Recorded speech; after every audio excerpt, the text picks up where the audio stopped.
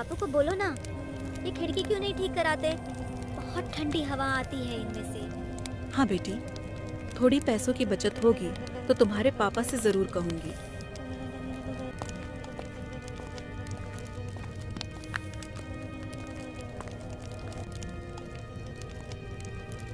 सुनो, सेठ किरोड़ीमल आया है, लाओ जो पैसे रखे हैं वो दे दो। थोड़े से ही तो पैसे हैं, दे दूं तो कंबल कहाँ से आएगा? सर्दियां शुरू हो गई हैं, माघ पूस की रात खेत में कैसे कटेगी?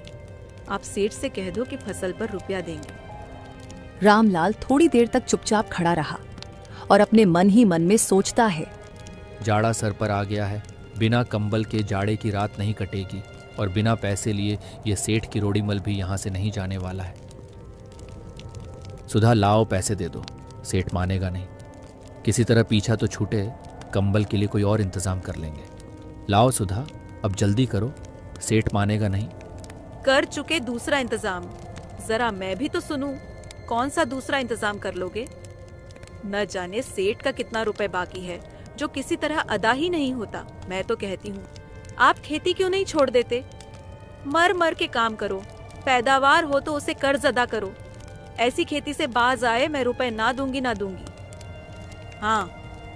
रामलाल और सुधा ये सब बातें कर रहे थे, तभी पीछे से सेठ किरोड़ीमल की आवाज आती है। अरे ओ रामलाल, ओ रामलाल, अरे ओ रामलाल, जल्दी कर, इतना वक्त नहीं है मेरे पास। तू कर्ज अदा करता है कि नहीं? कंबल के लिए कोई और इंतजाम कर लेंगे। लाओ सुधा, अब जल्दी करो, सेठ मानेगा नहीं। अच्छा जी, ठीक है, देती हूँ। सुधा ने जो पैसे कंबल के लिए बचाए थे वह लाकर रामलाल को देते हुए बोली, ना जाने यह सेठ से पीछा कब छूटेगा। आप अब की खेती छोड़ दो, मजदूरी में रोटी तो खाने को मिलेगी, किसी की धौंस ना रहेगी। अच्छी खेती है, 2 पैसे कमा के लाओ और वह भी सब कर्ज में झोंक दो। रामलाल ने रुपए लिए और बाहर चला गया। उसने एक एक पैसा काटकर कुछ पैसे कंबल के लिए जमा किए थे। वह आज निकले जा रहे थे। रामलाल ने सेठ को पैसे देते हुए कहा, ये लीजिए सेठ जी, अभी मेरे पास इतने ही पैसे हैं। अरे ये तो आधे भी नहीं है, मुझे पूरे पैसे चाहिए। सेठ जी, फसल काटने के बाद आप बाकी के पैसे ले लेना, अभी मेरे पास इतने ही हैं। ठीक है, तो मैं फसल काटने के बाद ही आऊंगा और उस समय मुझे मेरे पूरे पैसे चाहिए, वरना तेरे लिए अच्छा नहीं होगा। इतना कहकर सेठ वहां से चला जाता है। रामलाल ने गहरी सांस भरते हुए कहा, चलो कुछ समय के लिए ही सही, कम से कम पीछा तो छूटा। रामलाल एक गरीब परिवार से था जो खेती करके अपना और अपने परिवार का गुजारा चलाता था। सुल्तानपुर गांव में सर्दियों ने अपनी दस्तक दे दी थी। इस बार की सर्दी पिछले सालों की सर्दियों से कुछ अलग ही स्तर की थी। अमीर लोग तो अपने घरों के दरवाजे खिड़कियां बंद करके आग के पास बैठ ठंडी का आनंद ले रहे थे। वहीं गरीबों पर यह ठंडी का मौसम कहर बनकर आया था। ठंड इतनी ज्यादा बढ़ गई है, ना तो हमारे पास ओढ़ने को कंबल है और ना ही आग जलाने के लिए लकड़ियां। हाँ जी, पता नहीं है इस साल की ठंडी को भी क्या चाहिए जो हम गरीबों पर आफत बनकर आई है। यहाँ रामलाल और उसका परिवार ठंड के कारण परेशान हो रहा था और वहीं सेठ किरोड़ीमल जैसे अमीर लोग अपने परिवार के साथ अपने आलीशान घरों में बैठ इस ठंडी का आनंद ले रहे थे। अरे ओ चंद्रमुखी, जरा मेरे लिए गर्मा गर्म चाय तो बना के लाना और साथ में गर्मा गर्म पकौड़े भी लाना। और मम्मी, मेरे लिए आज तुम गाजर का हलवा बनाना। मेरा आज गाजर का हलवा खाने का बहुत मन कर रहा है। ठीक है बेटा, पहले तुम्हारे पापा के लिए चाय पकोड़े बना दूं, उसके बाद तुम्हारे लिए गाजर का हलवा बना दूंगी। यहाँ सेठ किरोड़ीमल और उसका परिवार ठंड में गर्मा गर्म खाने का मजा ले रहा था और वहीं दूसरी ओर माँ, बहुत ठंड लग रही है और भूख भी लग रही है। अगर पीने के लिए चाय है तो दे दो। अच्छा ठीक है बेटा, तू थोड़ी देर इंतजार कर, मैं लेकर आती हूँ। सुधा देखती है कि चाय बनाने के लिए घर पर ना दूध था और ना ही लकड़ियाँ। हे भगवान, यहाँ तो घर पर दूध ही नहीं है और ना ही लकड़ियाँ, अब चाय कैसे बनाऊं? और मेरे पास तो एक पैसा भी नहीं है। कोई बात नहीं सुधा, तुम चिंता मत करो, मैं अभी जाता हूँ। कुछ लकड़ियाँ और थोड़ा सा दूध उधार ले आऊँगा। इतना कहकर रामलाल घर से निकल पड़ता है। भाई आधा लीटर दूध देना जरा। दूध तो मैं तोल दूंगा, लेकिन उससे पहले तुम मुझे ये बताओ कि तुम्हारे पास दूध खरीदने के पैसे हैं भी या नहीं। भाई अभी मेरे पास पैसे नहीं हैं और ठंड बहुत ज़्यादा है, तो बच्चों के लिए चाय बनानी है। तुम मुझे दूध दे दो, मैं तुमसे वादा करता हूँ कि पैसे आते ही मैं तुम्हें पैसे दे दूंगा। अरे पता नहीं तुम जैसे कितने मेरी दुकान पर हर रोज आते हैं। अगर मैं ऐसे दूध देता रहा तो मेरा तो कल्याण हो गया। चल निकल यहाँ से। ऐसा ही जवाब उसे लकड़ी वाले से मिलता है। बेचारा रामलाल दुखी मन से वापस घर आ जाता है।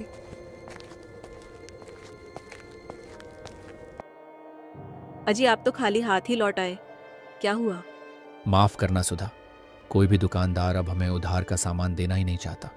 तुम बच्चों को रात का थोड़ा बहुत खाना बचा हुआ होगा, वही खिला दो। और तुम फिक्र मत करो, जब कहीं से पैसे आएंगे तो मैं सब कुछ ले आऊंगा।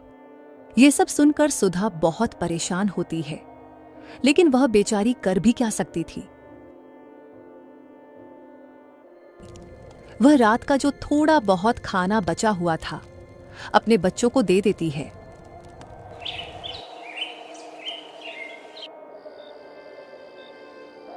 रात होते होते ठंडी बर्फीली हवाएं चलने लगती हैं। उनके घर की खिड़कियां टूटी हुई थी, जिससे हवा सीधे अंदर आ रही थी। बापू, इस खिड़की से बहुत ठंडी हवा आ रही है। जल्दी से किसी को बुलाकर इसे ठीक करवा लीजिए ना। बेटा मैं खिड़की ठीक करवाने वाले के पास भी गया था, लेकिन पैसे ना होने की वजह से उसने खिड़की ठीक करने से मना कर दिया और छत भी ठीक नहीं हो पाई। लेकिन पिताजी, ऐसे तो हम लोगों को ठंड लग जाएगी ना। और मुन्नी तो अभी बहुत छोटी है, अगर उसकी तबीयत खराब हो गई तो क्या होगा? मुझे माफ़ कर दो बेटा, अपनी गरीबी के कारण मैं आप लोगों का ठीक से ध्यान भी नहीं रख पा रहा। माँ बापू, मुझे बहुत ज्यादा ठंड लग रही है। अपने बच्चों को ऐसे ठंड में ठिठुरते देख रामलाल और सुधा की परेशानी और भी ज्यादा बढ़ जाती है। सुधा अपनी बच्ची को अपने साड़ी के आंचल में छुपा लेती है, लेकिन ठंड इतनी ज्यादा थी कि इसके आगे साड़ी का पल्लू क्या ही कर पाता। रुको बेटा, मैं कुछ इंतजाम करती हूँ। इतना कहकर सुधा अपने घर में इधर उधर ढूंढती है तो उसे संदूक में एक फटा पुराना सा कंबल मिलता है। वो उस कंबल को राजू और मुन्नी को ओढ़ा देती है, लेकिन कंबल जगह जगह से फटी हुई थी, जिस कारण उनको जगह जगह से ठंडी हवा लग रही थी। वे जैसे तैसे उस रात को बिताते हैं।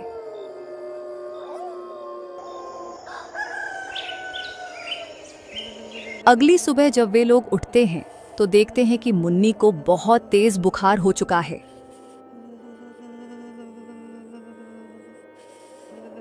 हे भगवान, मुन्नी को तो बहुत तेज बुखार आ गया है। हमें मुन्नी को डॉक्टर साहब के पास लेकर जाना होगा। सुधा और रामलाल अपनी बेटी मुन्नी को जल्दी से नजदीकी डॉक्टर के पास लेकर जाते हैं, जिनका मोहल्ले में एक छोटा सा क्लिनिक था। देखिए, आपकी बेटी को मैं दवाई दे देता हूँ, लेकिन इस दवाई से इसे कुछ देर ही आराम मिलेगा, क्योंकि ठंड के कारण इसे निमोनिया हो गया है और आपको इसे अस्पताल में भर्ती करवाना पड़ेगा। जितनी जल्दी हो सके आप इसे अस्पताल ले जाइए। ठीक है डॉक्टर साहब, मैं अपनी बेटी को अस्पताल लेकर जाता हूँ। आपका बहुत बहुत शुक्रिया, लेकिन आपको देने के लिए मेरे पास अभी पैसे नहीं हैं। क्या मैं आपको बाद में पैसे दे सकता हूँ? अरे हाँ, कोई बात नहीं भाई, आप पैसों की फिक्र मत कीजिए। अभी आपकी बेटी बहुत बीमार है तो उस पर ध्यान दीजिए। रामलाल और सुधा डॉक्टर का धन्यवाद करते हैं और अपनी बेटी को दूसरे अस्पताल लेकर जाते हैं। देखिए जी, हमें आपकी बेटी को एडमिट करना होगा, तो उसके लिए आप काउंटर पर 25,000 रुपए जमा करवा दीजिए। 25,000? डॉक्टर साहब, सिर्फ भर्ती करने के इतने सारे पैसे? अरे तो तुम्हारी बेटी को भर्ती करके उसका इलाज भी तो करेंगे ना। जाओ और जल्दी से पैसे जमा करवाओ। पैसे जरा जल्दी जमा करवाना, वरना अभी और भी पेशेंट है जिन्हें बेड की जरूरत है। यह सब बोलकर डॉक्टर वहां से चला जाता है, लेकिन रामलाल बहुत परेशान हो जाता है, क्योंकि उसके पास तो एक फूटी कौड़ी भी नहीं थी। अब मैं इतने सारे पैसे कहाँ से लाऊंगा सुधा? राशन तक खरीदने के पैसे नहीं है मेरे पास, तो ये 25,000 जैसी बड़ी रकम मैं कहाँ से लेकर आऊंगा? हाँ जी, आप ठीक कहते हो, लेकिन हमें कुछ तो करना होगा, वरना मुन्नी का क्या होगा? आप एक बार उस सेठ की रोडीमल से पैसे मांग के देख लो। हाँ भाग्यवान, तुम ठीक कहती हो। मैं सेठ की रोडीमल से पैसे मांग कर देखता हूँ, शायद वे मदद कर दें। वह सेठ किरोड़ीमल के घर जाता है और उनको सारी बातें बताता है। अरे रामलाल, अभी तक तुमने पिछला कर्ज भी नहीं चुकाया। मैं तुमको और पैसे कैसे दे दूं?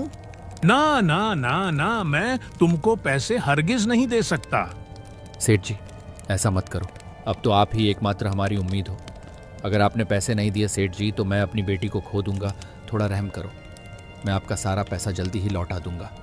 अच्छा, लेकिन मैं कैसे विश्वास कर लूं कि तुम लौटा दोगे, क्योंकि तुमने पहले वाले पैसे भी अभी तक नहीं दिए हैं। सेठ जी, मेरा यकीन कीजिए, मैं आपको जल्द ही आपके पैसे लौटा दूंगा। अच्छा, यकीन तो मैं कर लूंगा। चलो, इस कागज पर अपने दस्तखत और अंगूठे के निशान लगा दो। रामलाल चुपचाप उस कागज पर दस्तखत कर अपने अंगूठे के निशान लगा देता है और सेठ से 25,000 रुपए लेकर अस्पताल पहुंच जाता है और अपनी बेटी का इलाज करवाता है। कुछ समय बाद जब उसकी बेटी की तबीयत ठीक हो जाती है तो वे उसे लेकर घर आ जाते हैं।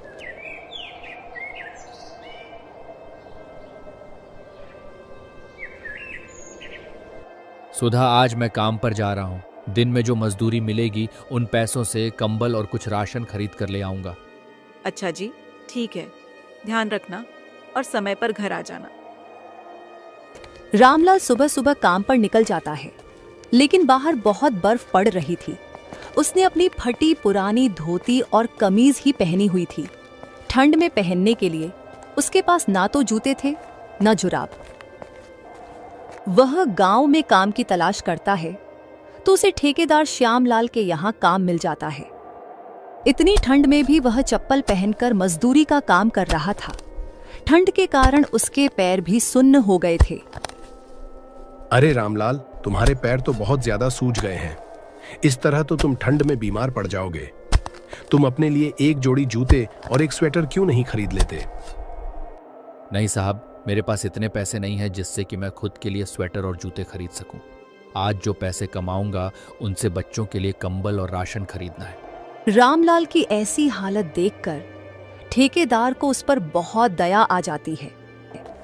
वह जल्दी जल्दी अपने घर जाता है और घर में जितने भी पुराने गर्म कपड़े पड़े थे उनको वह लेकर आता है।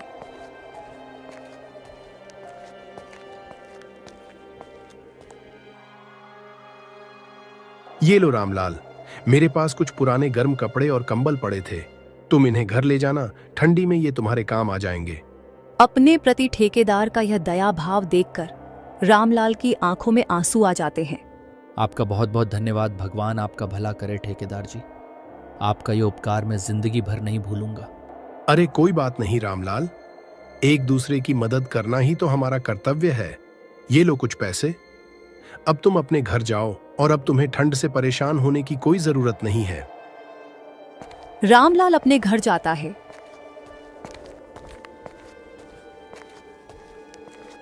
अपने बच्चों और पत्नी को ठेकेदार द्वारा दिए गए गर्म कपड़े देता है तो उसकी पत्नी और बच्चे बहुत खुश हो जाते हैं।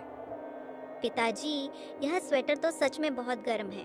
अब तो मुझे बिल्कुल भी ठंड नहीं लग रही। हाँ पिताजी, मुन्नी बिल्कुल सही कह रही है। यह सच में बहुत गर्म है। ठेकेदार जी बहुत अच्छे हैं जो उन्होंने हमारी इतनी बड़ी मदद की। ठीक कहा बेटा, और अब तो हमारे पास ओढ़ने के लिए गर्म कंबल भी है। अब हमें ठंड में कोई परेशानी भी नहीं होगी। तुम्हारे पिताजी को आज जो पैसे मिले हैं उनसे हम अब भी खिड़कियों को भी ठीक करवा लेंगे। वे यह सब बातें कर ही रहे थे कि तभी उनके घर पर सेठ किरोड़ीमल आ जाता है और उसके साथ एक वकील भी था। आइए आइए सेठ जी, आज कैसे आना हुआ? और ये आप साथ में वकील लेकर क्यों आए हो? अरे इनको तो मैं साथ इसलिए लेकर आया हूं क्योंकि मुझे यह घर खाली करवाना है, क्योंकि जिस घर में तुम रह रहे हो वह मेरा है। अरे सेठ जी, आप ये क्या कह रहे हो? ये घर आपका कब से हो गया? अरे तू इन कागजों को आंख खोल कर देख। इस पर तेरे दस्तखत और अंगूठे के निशान हैं। तेरे घर और जमीन अब मेरे हो चुके हैं, क्योंकि तूने अपनी बेटी के इलाज के लिए जो पैसे मुझसे उधार लिए थे वह अभी तक नहीं चुकाए हैं। इसलिए मुझे साथ में ये वकील लेकर आना पड़ा। अरे सेठ जी, आप ये कैसी बातें कर रहे हो? जमीन और घर को लेकर तो हमारी कोई बात ही नहीं हुई थी। अब मेरे सामने ज्यादा नाटक मत कर, चुपचाप यहां से अपना सामान लेकर निकल जा, वरना मैं पुलिस कंप्लेंट कर दूंगा, फिर जेल में चक्की पीसते रहना। सेठ किरोड़ीमल की बात सुनकर रामलाल बहुत डर जाता है और समझ जाता है कि सेठ ने उसके साथ कितना बड़ा धोखा किया है, लेकिन अब वह बेचारा कुछ भी नहीं कर सकता था। बाहर भयंकर ठंड और बर्फ पड़ रही थी, फिर भी उस बेचारे को उस कड़ाके की ठंड में अपने परिवार को लेकर घर से निकलना पड़ता है।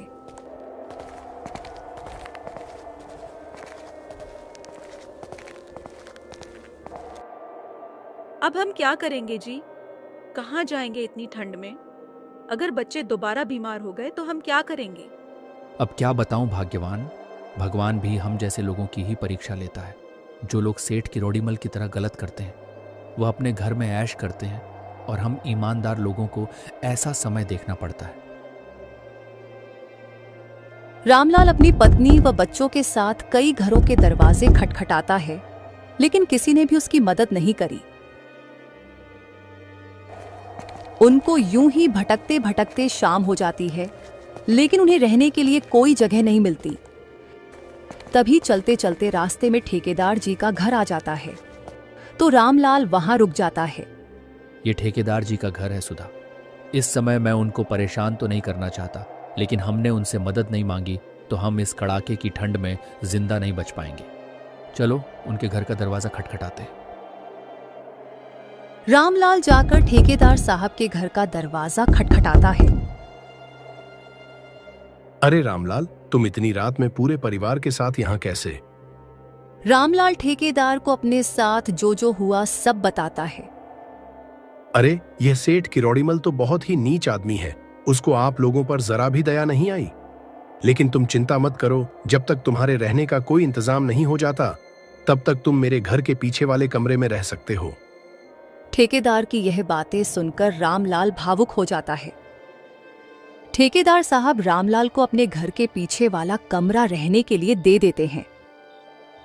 वह कमरा उनके पिछले वाले घर से बहुत ज्यादा अच्छा और गर्म था, और वहां पर बिस्तर और कंबल की भी सुविधा थी। ठेकेदार साहब सचमुच बहुत अच्छे हैं। जहां सेठ किरोड़ीमल ने हमारे साथ इतना बड़ा धोखा किया, वहीं अनजान ठेकेदार साहब ने हमारी कितनी मदद की। अजी, मुझे ऐसा क्यों लगता है कि यह लोग अनजान नहीं है? हमारा इनसे कोई ना कोई तो रिश्ता जरूर है। क्या पता हमारा पिछले जन्म में इनसे कुछ रिश्ता रहा हो, जिस कारण यह हमसे बिल्कुल अपनों की तरह व्यवहार कर रहे हैं। ये सब तो बस ऊपर वाला ही जानता है भाग्यवान। देखो ना, आज कितने दिनों के बाद हमारे बच्चे चैन से सो रहे हैं, वरना ठंड के कारण बेचारे किस तरह ठिठुरते रहते थे। आज वे सब काफी समय बाद चैन की नींद सोते हैं।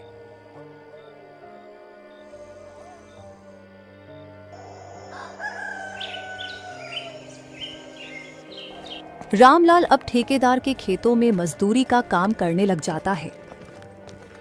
वहीं सुधा ठेकेदार साहब के घर में उसकी पत्नी का कामों में हाथ बंटाती है।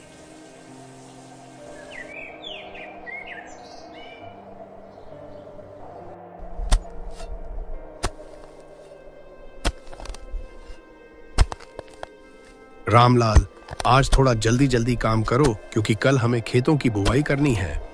ठीक है ठेकेदार साहब। इतना कहकर रामलाल फिर से काम में लग जाता है। अब वह फुर्ती से अपने हाथ चला रहा था। काम करते करते पता नहीं कब उसका ध्यान हट जाता है और उसे पैर में चोट लग जाती है। अरे रामलाल, क्या हुआ, क्या हुआ? ठेकेदार रामलाल के पास आकर देखता है कि उसके पैर से बहुत ज्यादा खून बह रहा है। अरे रामलाल, तुम्हें तो बहुत ज्यादा चोट लगी है और बहुत ज्यादा खून बह रहा है। इतना ज्यादा खून निकलता देख ठेकेदार बहुत घबरा जाता है और वह जल्दी जल्दी रामलाल की पट्टी करता है। तभी उसकी नजर रामलाल के हाथ पर पड़ती है, जहां रामलाल और श्यामलाल नाम लिखा हुआ था। जब वह उसे ध्यान से देखता है तो सब समझ जाता है। रामलाल उसका छोटा भाई था, जो बचपन में कुंभ के मेले में खो गया था।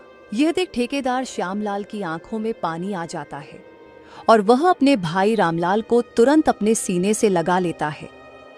इतने दिन तू कहाँ था मेरे भाई? हमने तुमको कहाँ कहाँ नहीं ढूंढा। मुझे तो कुछ भी याद नहीं है भाई। बस इतना याद है कि मैं बचपन से एक ढाबे पर काम कर रहा था। उससे जो कमाई हुई थोड़ी बहुत ज़मीन खरीद ली और शादी कर ली। मैं तो अपने परिवार का नाम तक भूल चुका हूँ, लेकिन आज आपकी बदौलत सब याद आ गया। भला हो इस ठंड का जिसके कारण यह सब हुआ, और इस ठंड के चलते मुझे मेरा खोया हुआ परिवार मिल गया। रामलाल के मिल जाने के बाद सब लोग बहुत खुश थे और सेठ किरोड़ीमल के खिलाफ केस भी दर्ज करवाते हैं। श्यामलाल का बेटा सोहन, जो एक वकील बन चुका था, केस लड़ता है और उन्हें उनके घर और जमीन वापस दिलाता है। गरीबी और इस ठंड की वजह से रामलाल को उसका परिवार मिल जाता है और वे खुशी खुशी अपना जीवन व्यतीत करने लगते हैं।